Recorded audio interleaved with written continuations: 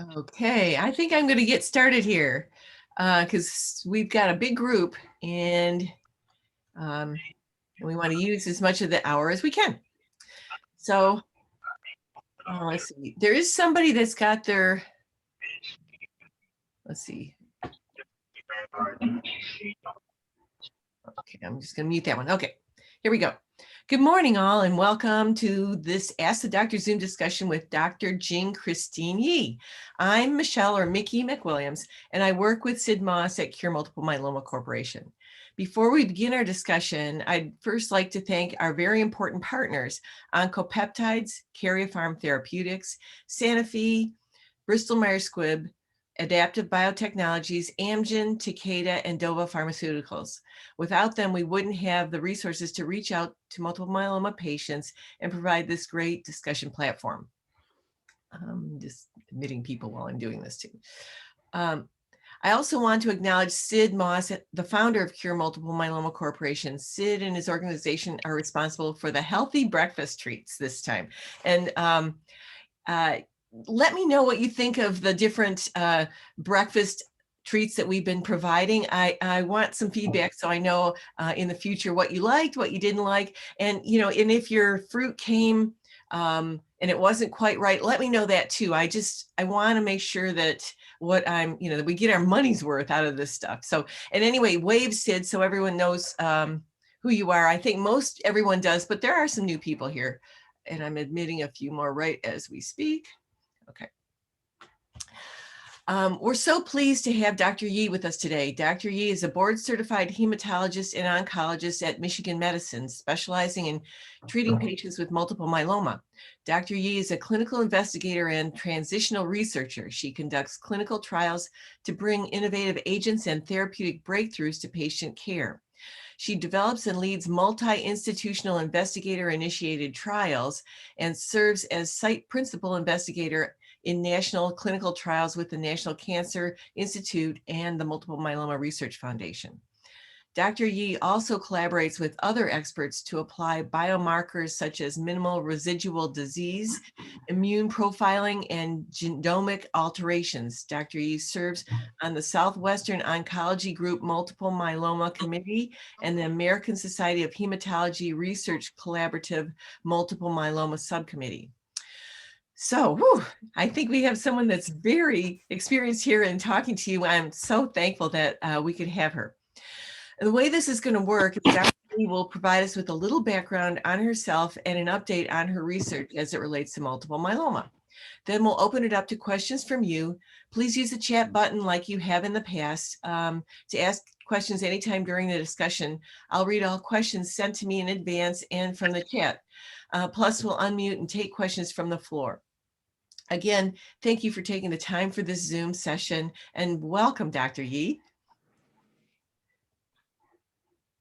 Thank you so much, Miki, for your kind introduction. It's a great pleasure to be here with everybody today. I'm very excited to start the day with spending the breakfast time with our myeloma patients. First of all, I would like to thank Sid for establishing this wonderful platform for patients to share information, learn relevant information to their disease and also for their family members. This is such a great achievement for our myeloma community. Thank you. I know Miki already introduced me to the group. So I'm currently a physician practicing in University of Michigan hematology clinic. I specialize in multiple myeloma, including it's a spectrum of the disease that we see in clinic, including multiple myeloma, MGUS, you probably heard about it, smoldering multiple myeloma, amyloidosis, Waldenstrom's, and I also see CLL patients. So in addition to the day-to-day practice, I also do a lot of clinical research and also translational research. We try to bridge the laboratory findings with the clinical practice that we can serve our patients better. So by doing that, I'm, as Mickey just mentioned, that I do sit on several multiple myeloma national committee to discuss the trials, design the trials, so that we can come up with the best management plan for our patients, because all the recommendations and regimens that we have in the clinic, actually, they all started from the lab in the clinical trials and gradually approved by FDA and come to the clinic as standard of care. So it's important for us to incorporate all the novel agents, novel testings, including MRD, minimal residual disease, that Mickey just mentioned in her introduction. So I actually introduced MRD testing to our institute. I established it after I worked with International Myeloma Foundation. So I work with Dr. Brian Dury, and I actually went to Spain to learn about this technology and also how it is applied in our clinical trials. And eventually, hopefully, we can use this to guide our treatment plan in the clinic. So currently we can order it. It is one of the response criteria that we use. However, we have not officially used this test result to guide the treatment plan yet. Now, in addition to that, a lot of other things happening in the laboratory, including the immune profiling that we're trying to study. And we are using some of the cool technologies like mass cytometry and also imaging mass cytometry. So the fun part to work with my collaborators in the lab is when we have the patient samples, we try to study why some of the patients respond to the treatment and why some don't. And we're trying to study their very comprehensive, like a big panel of the immune profiling, and then correlate with the clinical outcome. And the imaging mass cytometry is even more innovative. So we try to preserve the architecture of your bone marrow and then look how the myeloma cells situated around the immune cells, not to see how they are close to each other physically. So it's called the temporal and spatial relationships over the course of the treatment course. And then to see whether or not that helps to explain whether or not one patient is a responder and the other one is a non-responder. So a lot of exciting things going on in our clinic as well as in the laboratory. So before I move on to the questions, I think maybe it would be nice for me to know among the audience, like who are the patients, who are the family members? I'm not sure if I can have a gallery view so that I can see everybody. Okay, all right. So can I have, like, if anybody can just raise your hand if you're a myeloma patient?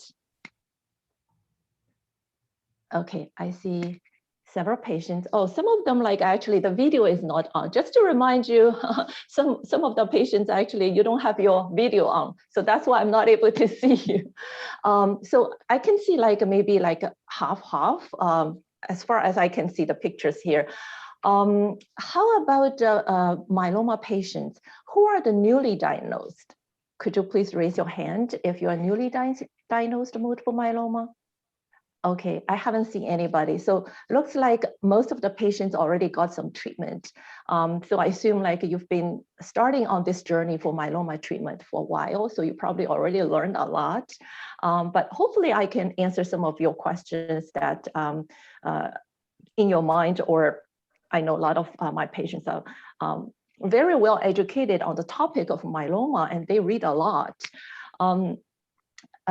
When you read a multiple myeloma information, I actually do recommend some of the website pretty reputable, if I would put in that way, because there are a lot of information on the internet.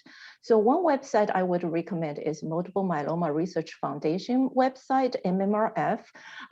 Wealth of information. I work very closely with them for clinical trials and also participating in patient like educational events. The other website is IMF, International Myeloma Foundation. That is, the president is Dr. Brian Dury, and he actually has a blog, Ask Dr. Dury, and he has a wealth of information over there on his website. And also I do participate with in their patient event, just like your wine and dine event, they have a similar event in metropolitan Detroit. And so I was talking to them with Dr. Zaunder and Dr. Cole. You are very familiar with them as well. So I think maybe we can open up the question. I already saw one question in the chat box that I mentioned that I would talk about this. So this is probably the number one question that we encountered during the pandemic, whether or not at the very beginning certainly is like how to minimize the risk for infection. And then now with the vaccine in the community, the question is, I do have the vaccines, 2 doses. Most patients receive the 2 doses of either Moderna or Pfizer, and whether or not I can go back to my normal life before pandemic. Do I have enough protection to interact with patients? So the short answer is we don't know yet. So the long answer is there are different research ongoing try to address that question.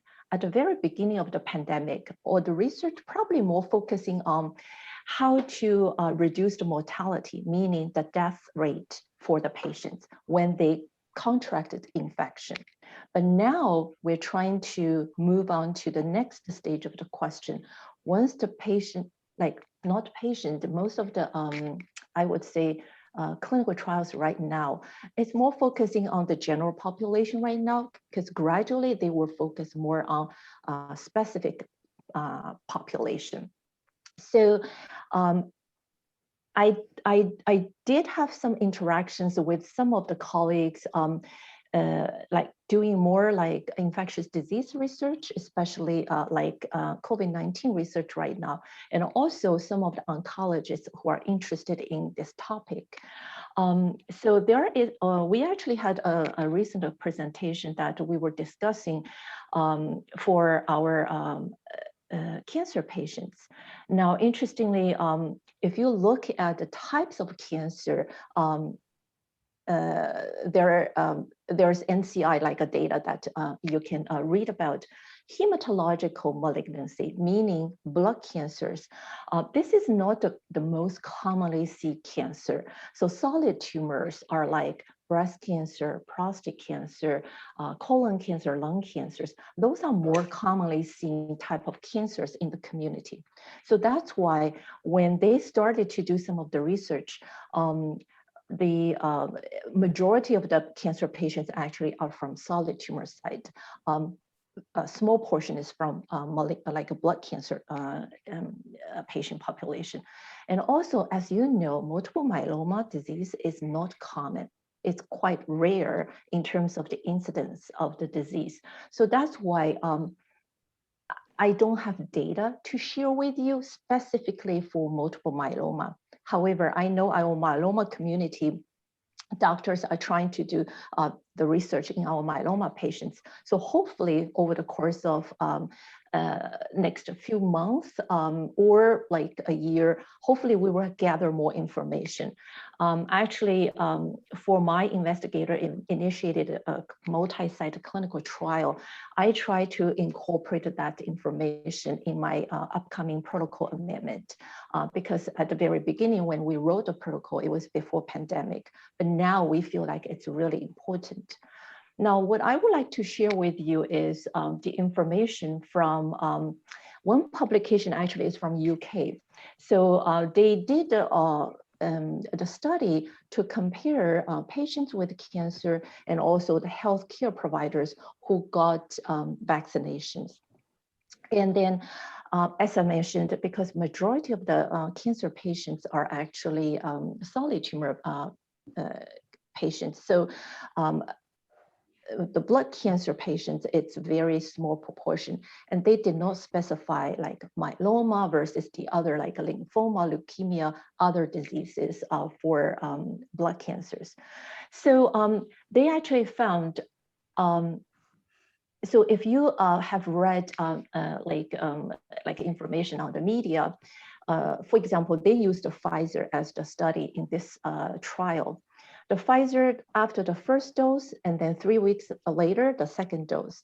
After the first dose in healthcare providers, so usually we assume they are healthy, but it's hard for us to tell whether or not they have the other medical problems. So they actually can mount around like 80% of the antibody. And then after the second shot, it's like above 90%. Now in the solid tumor, they actually looked at, it's about 30% after the first shot, and then about 80% after the second shot. Now in the blood cancer patients, they reported only between 10 to 20% of the response after the first shot. And then it was only 30 to 40, about 60% after the second shot. So you can tell the response, meaning the antibody titer after the second shot in the blood cancer patients are not as robust as in healthy control and also in the solid tumor patients. So there are several hypotheses trying to understand why. So one thing is blood cancer patients, for example, multiple myeloma. So I usually explain to my patients, in your bloodstream, you have 3 major groups of the cells. You have white cell, you have red cell, and you have platelets. So in the white cell, you have 2 subgroups. You have neutrophils and you have lymphocytes. Under the lymphocyte group, we have B cell and the T cells. So multiple myeloma, this disease is clonal expansion of the plasma cells in our bone marrow. That's how this cancer is about. Now, plasma cell, their usual function, their normal job is to generate a lot of antibodies to fight for infections. So the B cell group actually is the group that when they are terminally differentiated, they become plasma cells. So you can tell multiple myeloma disease, you have this B cell group affected. And this is the cell group that's supposed to generate antibodies to fight for infections. However, right now, we have a lot of myeloma cells instead of the healthy plasma cells. They generate a lot of proteins, but those are not the protein that can produce the good antibody to help your body to fight for infections. Those bad proteins actually can cause a lot of organ damages. So that's why we can see at the very beginning, before you had a disease diagnosis, a lot of patients may present with organ damages, including kidney failure. It could be disease in the bone, or it could be anemia. So those are like different presentations for multiple myeloma. So by saying that, because of the nature of the disease, so blood cancer, including myeloma, so there are other diseases, for example, CLL, lymphoma, that can involve B cell or T cell as well. So B cells and T cells, they are part of the immune system. So that's why when you have the vaccination, our blood cancer patients may not be able to mount the sufficient antibody titer to fight for infections. By saying that, those are just the hypotheses, and a lot of research are still ongoing in the laboratory. And also we are trying to collect more data in the clinic, try to prove and look for the evidence whether or not these hypotheses hold true after our research. So those are the, this is a very like active field for the research right now. There actually, I think on the media, people were talking about this result, pointing out that our cancer patients may not have enough antibody response after the vaccination. So some of my patients actually come to my clinic and ask, Dr. Ye, could you please order the antibody titer test for me? I want to see how much antibody response I have. I want to see how high my antibody titer is. So it's interesting because I actually specifically talked to our infectious disease specialist, Dr. Sinti from University of Michigan. I don't know if you have heard about his name. He's been almost like a spokesperson for Michigan medicine, talking about COVID-19 starting from like a year ago. And then he specifically told me there's no utility to test for the antibody response because it will not change the management, which I agree. Now, interestingly, I actually had one patient, he talked to his GI specialist, and that GI specialist actually ordered one. And yesterday when I was in the clinic, and he's the first patient that I saw, there is a test result available. So I think it's interesting to share with you what it looks like and what you may anticipate. Now, keep in mind, the antibody test could be very different from institution to institution. So from Michigan Medicine right now, the test that I saw that it is available. However, this is a test, it's called qualitative, not quantitative, meaning it can report to you it's present or absent, but it cannot tell you what is the antibody titer, how high it is, how low it is. At the same time, this result cannot differentiate between patient got infection and their body already generated antibodies versus this antibody is from the vaccination. So this test cannot differentiate between these two.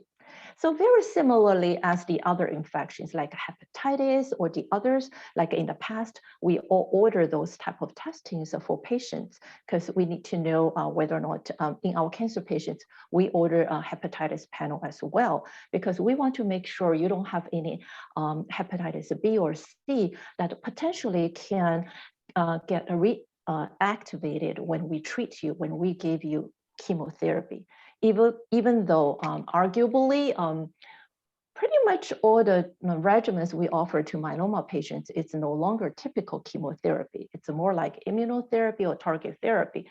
But in general, those regimens or agents that we treat our myeloma patients, they potentially can reactivate hepatitis. So that's why we check those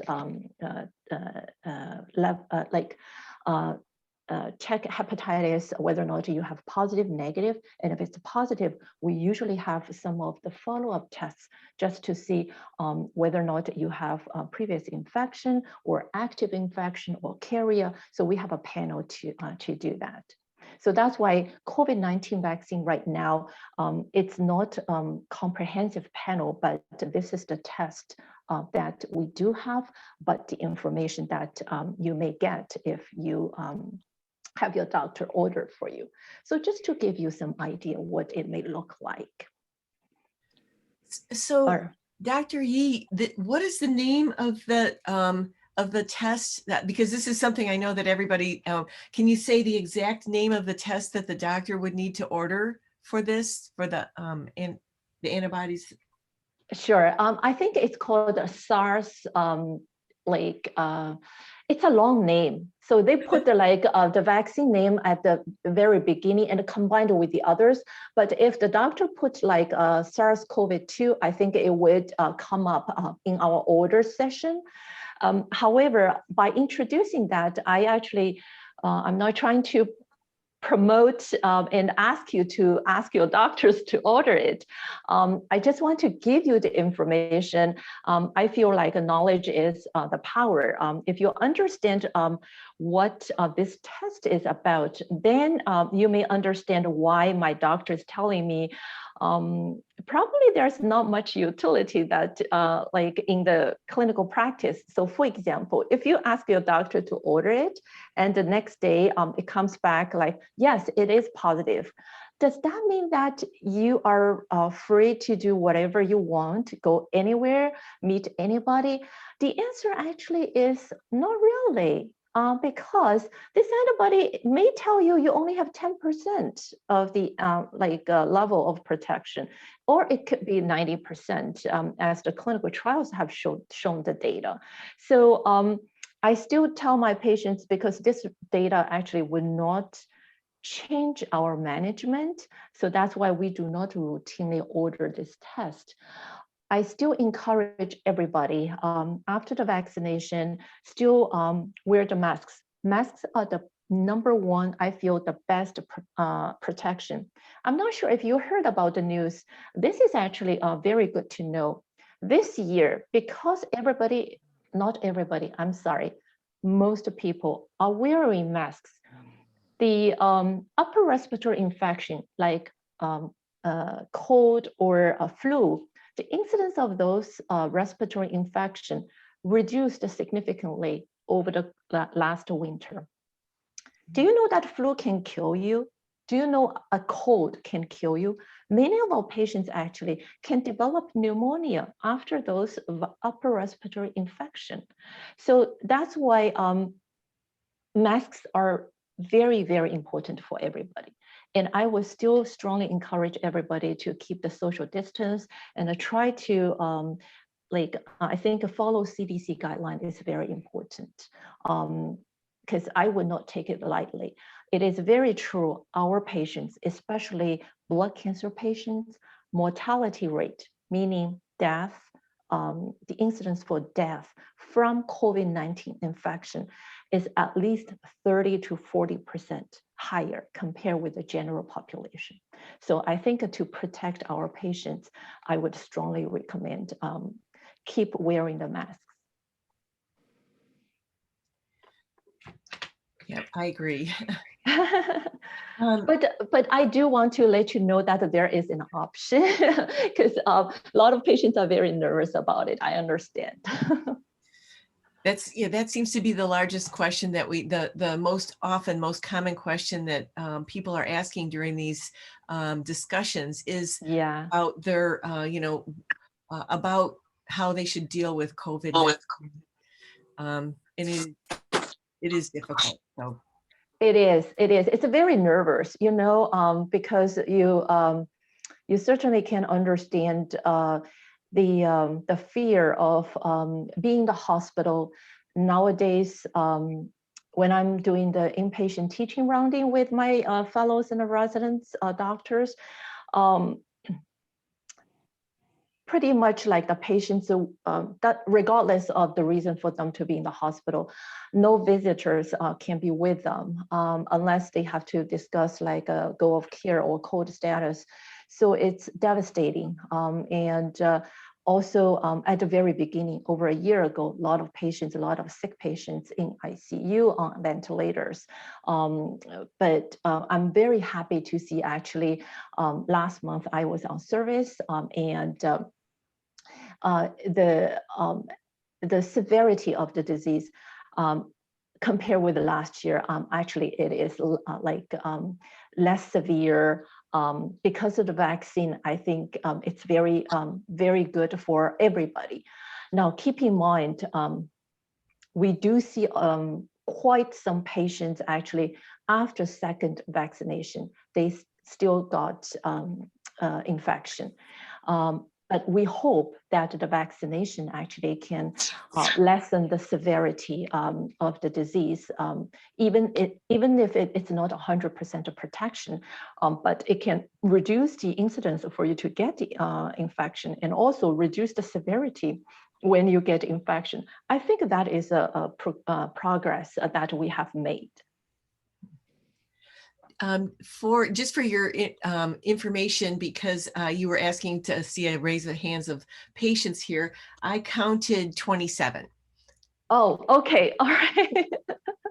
So 27 patients. So yeah, thank you so much for being here today to spend the morning with everybody here.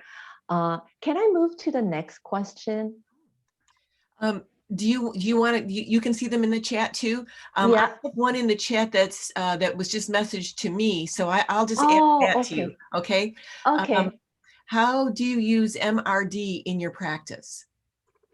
That is another good question. I actually just did like an OnClive presentation to some of the providers, our oncologists, and I talked about MRD. So MRD, I mentioned that I introduced it to our University of Michigan. And then currently MRD, it is in our guidelines. So we have like two guidelines. Most importantly is from IMWG. It's called International Myeloma Working Group. And so the guidelines from IMWG incorporated MRD as one of the response criteria. That was back to 2017 or 2018, the publication was from that time. And then, I think like for our 27 myeloma patients, you're probably very familiar with response evaluation because every cycle your doctor is seeing you in clinic, right? And we order those tests for you. And how do we measure the response? So I usually like to draw on a piece of paper for my patients. So at the very beginning, at the time of the diagnosis, if your protein, so if we put X and Y axis, and then we measure at the time of the diagnosis, your protein level is that high. And with each cycle, we're trying to see whether or not that they are coming down. So it could be a curve like this. So at each cycle, we measure your protein levels in the blood. That's usually the measurable disease for us, so that we can see how well you're responding to the treatment. So we use those protein levels. So for example, if you have monoclonal protein in your bloodstream, then if you have, starting from the baseline, if your protein level is over there, and then if you're able to have the reduction of your monoclonal protein by 50%, we say you achieved partial response. If you're able to achieve 90% of the protein level reduction, we say you achieved very good partial response. That is called VGPR.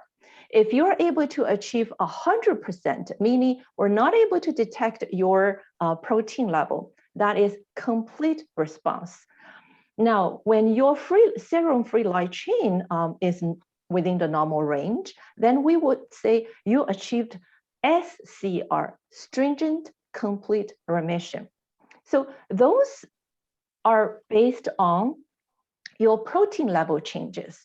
Now, MRD is a concept that we actually measure your myeloma cells.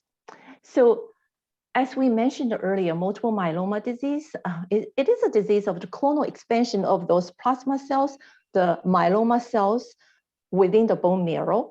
And then they secrete a lot of protein, and then we can measure them in the bloodstream. So MRD is for the myeloma cells that we measure within the bone marrow. We send your aspirate, because whenever you do the bone marrow procedure, we have two steps, right? The first is aspiration and the second is biopsy. So the aspiration is almost like a blood draw from your bone marrow.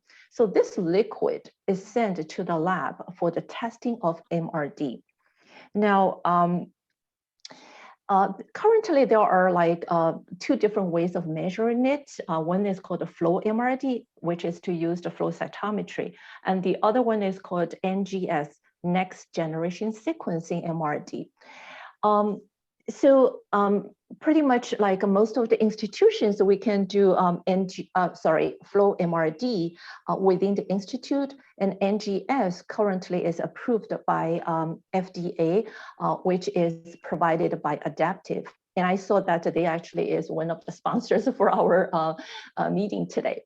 So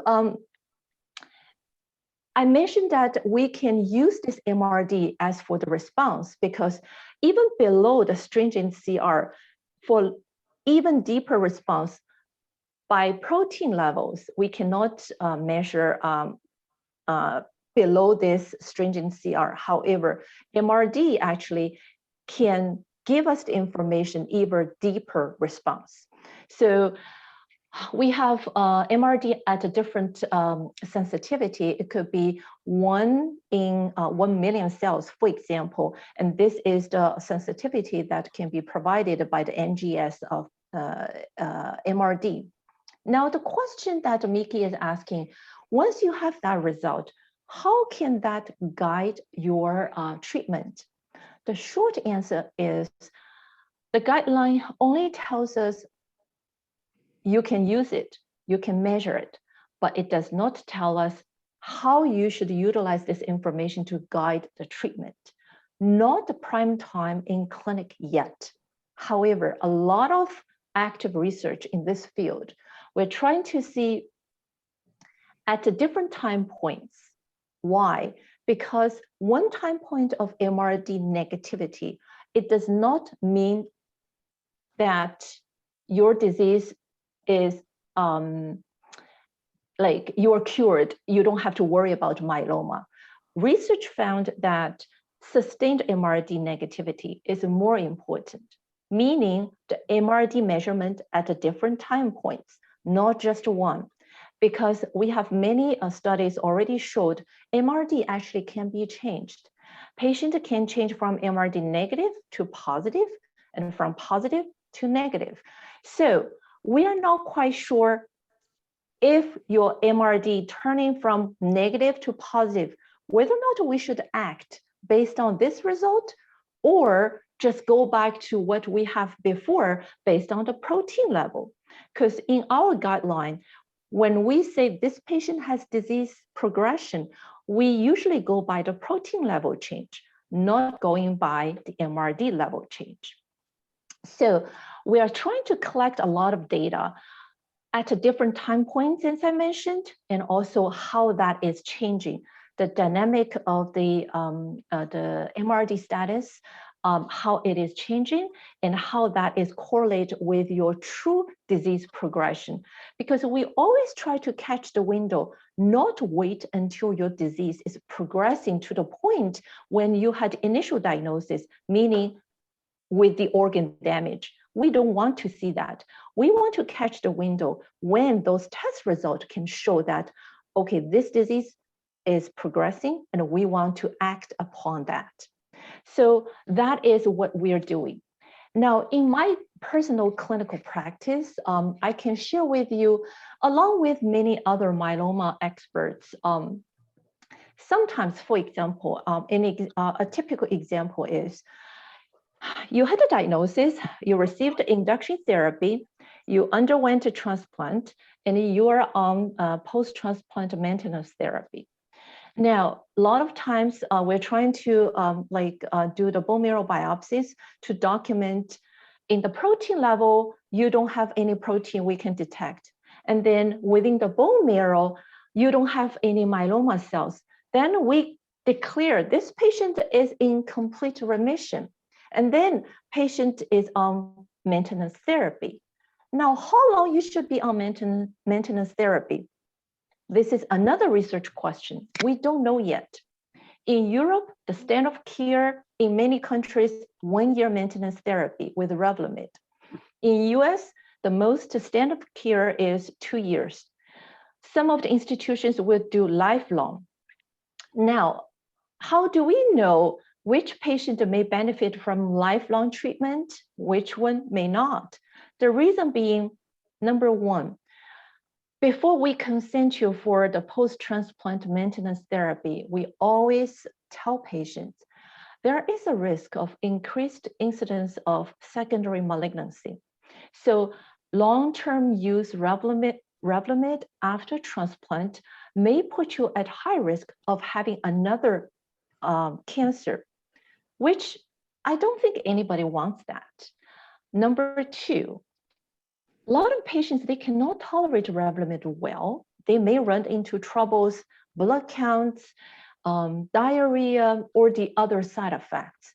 So, and also AFib, atrial fibrillation, those type of side effects. So a lot of patients, when they are not tolerating the drug well, they say, when can I be off maintenance therapy?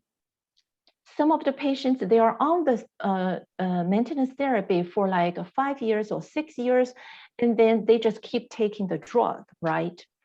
Some of the patients, they say, I cannot afford this drug.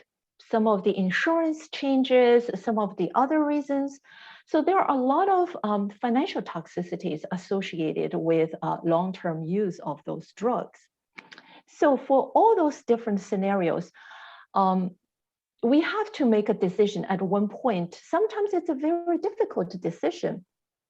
However, for some of the patients, for example, if they are telling me, I really want to come off the maintenance therapy, and then I feel MRD would be a good piece of information for me to discuss. If I have before transplant, after transplant, 1 year, 2 years after maintenance therapy, if I have multiple time points showing this patient is in MRD negativity, I don't see why there's no reason that I can give my patient a treatment break and then still continue the lab testings and see whether or not there is any protein level is coming up. That is the way that without MRD, that's how we practice to check the disease progression, if there's any, by measuring those protein levels anyway. So we'll continue the same way of monitoring the patients. And in my practice, I have actually several patients who have been successfully doing that. And I'm happy to see that they don't need additional treatment. Now, by saying that, I'm not trying to tell you to ask your doctor and I want to be off treatment right now. This is not, I'm not trying to encourage, because this is at the end of the day, the discussion between the provider and also the patient. You need to understand this is not standard of care yet. And this is something that we are trying to monitor very closely. You cannot say goodbye to your doctor and then go back to your own world without being checked out for your myeloma disease status. And I'm on the SWOG myeloma committee. And we actually currently, we have a good clinical trial. It's called Dramatic Trial. So the code is S1803. So we have that clinical trial available at University of Michigan as well. So this trial actually is to randomize the patients after the transplant, give patients the maintenance therapy, and in 2 years after the maintenance therapy, then see whether or not their MRD is negative. If it's negative, then the patients will be randomized to 2 groups, continue and stop. So hopefully with that piece of information, we can have more a result and the data to present to our patients to inform the patients of the best practice. Hopefully we will hear from, because that clinical trial is enrolling very well. It can be completed ahead of the target date. So I'm hoping in the next couple of years, we'll have some result from that trial. That is a trial sponsored by NCI, and it's very large trial. Over 1,000 patients will be enrolled. So if you are close to transplant or just finished the transplant, you still have opportunity to participate. So how would they go about learning how to participate in this trial? they can contact me. I'm actually the PI at the University of Michigan for this trial. But we do, like my colleagues, Dr. Pianco, Dr. Campanero, they are all co-Is, so they can enroll you onto that trial. And also, this is opening at Kamanos as well, so Dr. Zander can enroll you as well. Okay, that's very good. That's important to know. Can you see the other questions in the Sure. chat box? Okay. Of course. Okay, let me see. I'm not sure if I missed any. Can we expect? How long can we expect it to be protected from reinfection after having severe COVID infection? Yeah, unfortunately, we don't know. As I mentioned, I do see patients, including in the inpatient side and also outpatient in my clinic. I do see patients that got infection after, after infection got a reinfection. This question, I don't have any data to share with you today because most of the clinical trials are focusing on post-vaccine infection, but not the post-severe infection reinfection. So if I find any information, I will be happy to share with you. But I'm sorry, I don't have that data today in my mind. There are clinical trials for patients who are categorized as plasmacytoma plus, or are they considered still a watch and wait category? No, plasmacytoma is very different. So plasmacytoma, depending on the situation, if this is the initial diagnosis, plasmacytoma, and depending on how many we can find, we usually would like to do a PET CT just to look for how many sites. So plasmacytoma, there are we call solitary plasmacytoma, meaning if there's only like one spot, biopsy-proven plasmacytoma. In the bone marrow, we cannot find a myeloma cell cells meeting the criteria. There's no paraprotein, meaning the bad proteins in the blood. And we do imaging studies. Everything else, we are not able to find the other sites except for that one particular place, the plasmacytoma. We call them solitary plasmacytoma. Usually we can use radiation to treat that. Now, if you have multiple plasmacytoma, we have to be very careful because radiation, we cannot do radiation to all the places, all the body, because your body cannot tolerate all these radiations. So sometimes we still have to consider like a systemic treatment. Now, plasmacytoma in the setting of the relapse disease, or we call extramedullary disease. What that meant? That meant those diseases are like in the context of multiple myeloma, and you have one place that biopsy proven this is myeloma. This is medullary meaning bone, extramedullary meaning your disease coming out of the bone marrow and going to a tissue. Because myeloma is not a disease, not like breast cancer that you usually can find a lump. That's not usually how the disease presents. However, in some of the patients, and we don't know why, it can come to a different tissue and then presenting like extramedullary disease. So for this type of setting, it is very different from the solitary plasmacytoma I was talking about. So I'm not sure the person who asked that question is asking about this scenario versus the other, but the management is very different.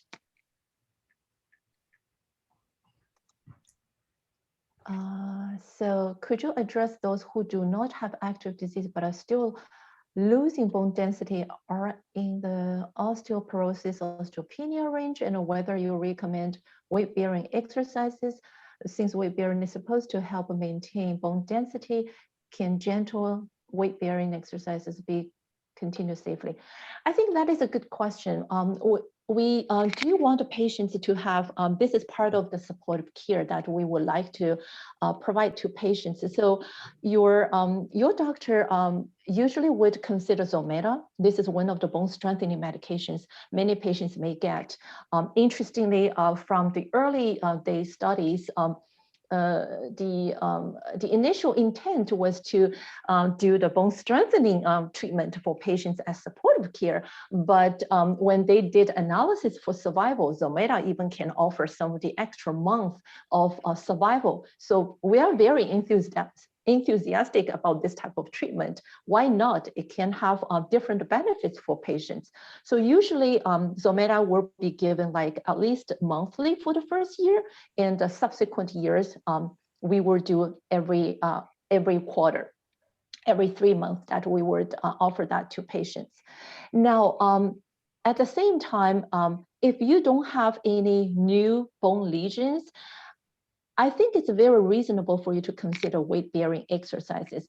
Usually my practice, I send my patients to physical therapy, PMR, and we have a wonderful program. They can help us to assess if there's any issues, because those are the experts who can tell my patients what is the best exercise to suit for their particular case. So I would strongly encourage you to talk to your myeloma doctor to refer you to physical therapy, and then they can give you more advice on that. And next question. Oops. Yeah, I'm not exactly following this, understand what people are saying here. Please, just if you have a question too, this is a little confusing to me, the chat, just unmute and ask your question like we do often in these chats. If you have something that you want to ask, just speak up. We have some time here to be able to do that. Not a whole lot of time, but please just ask your questions.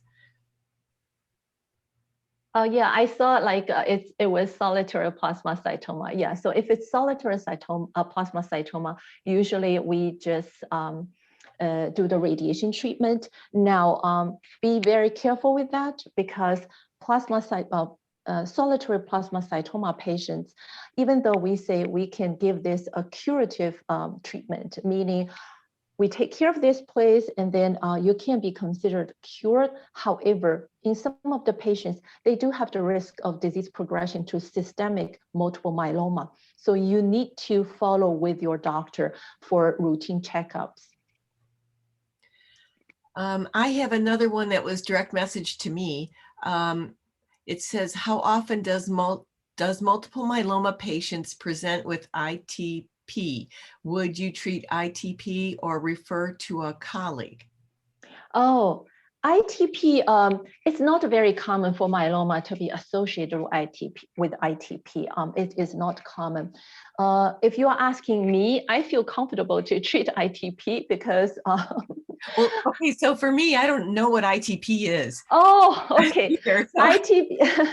ITP is idiopathic thrombocytopenia purpura. I know it's a mouthful word. So purpura meaning the bruises on your skin. And so meaning low platelet count causing some of the symptoms with bruises on your body.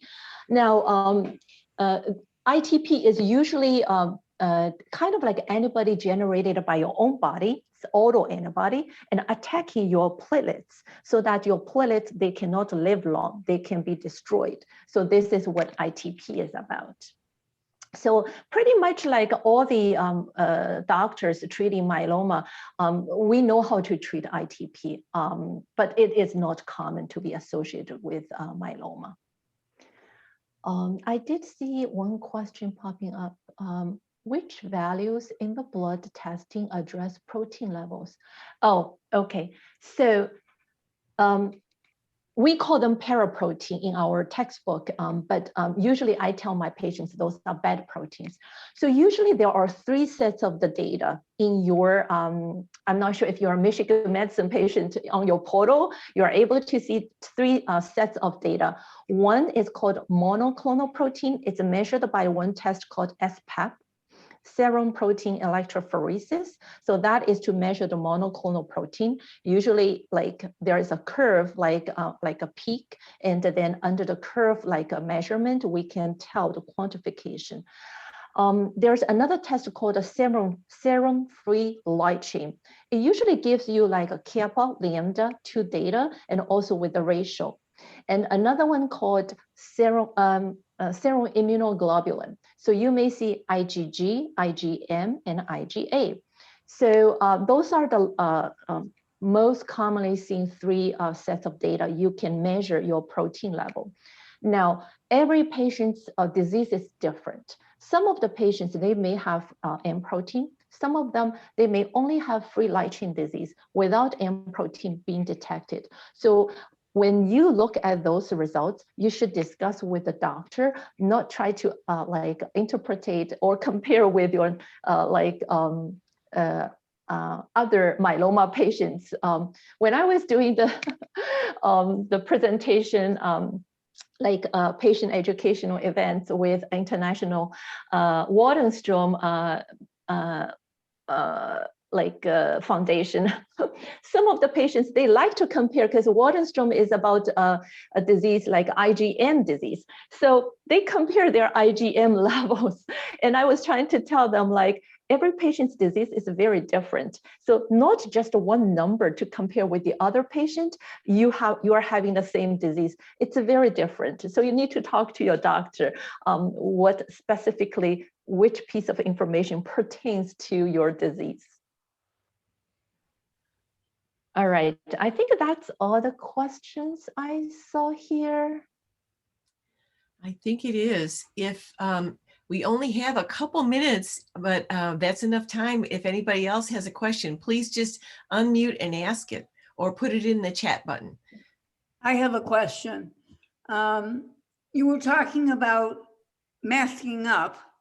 And my question is, since I've been vaccinated, and if I was in a small group of people who were also vaccinated, do you still promote masking up? I would, because of the reason I mentioned earlier that even after vaccinations, patients can get infections. So you don't know who is the carrier, who is not. So I would still recommend you to keep social distancing and also wearing the masks. Now, I understand sometimes you try to be with other people who are vaccinated and have like a lunch together, for example. And I would recommend it to keep social distancing if possible. I know it's hard, including myself. I'm in the same boat. I have the same concern, right? But I am trying to follow those to protect everybody around me, including myself. So I want to protect my patients and including you, Bev. So hopefully you can still enjoy those social interaction, but at the same time, you can protect yourself. Thank you. You're welcome. Any last questions here? It doesn't look like we have any more. I'm kind of a little surprised because we have such a big group. This is the largest group we've had so far, so this is very nice. Thank you everyone for tuning in today.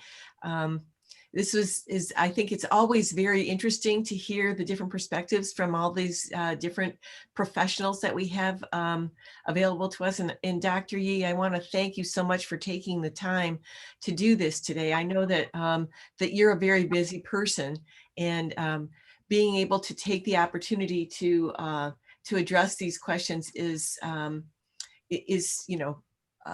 very, very important to all of us, I think. So with that, I see that we're getting some thank yous in the in the chat box too, and we appreciate this. If any of you have specific questions or want any other information that you need addressed, please just ask me. You all have my emails. I have a couple different ones that you've gotten over the past, but I can then relate them to Dr. Yi and see if we can get some answers to things too. I'm very thankful for this open dialogue that we have and appreciate it. Well, thank you. I appreciate. Oh, thank you. I appreciate the opportunity to talk to you. Actually, I feel like this is the most rewarding part for my job to just pass along the information that I learned about from the research and from my practice. And at the end of the day, I think like my family member always knows, like if I'm home, like I'm happy, it's because like some of the patients, they are doing much better. If I'm not happy, sometimes they are not doing that well, and I'm trying to figure out why. And so this is the best part. If I can see my patients living well, that's what I told my patients. Myeloma currently is not curable yet, but we want to try our best to be able to treat the patient, put you to remission so that you can live well. So that is our goal. So hopefully we can all enjoy post-pandemic, like more social interaction, and see you in person in the future. Well, with that, thanks everyone for participating, and we will talk soon again. Right. And we'll see you in a couple of weeks. All right. Thank you. Bye, everyone. Bye. Thank you, Dr. Yi. Bye-bye. Thank you. You're welcome.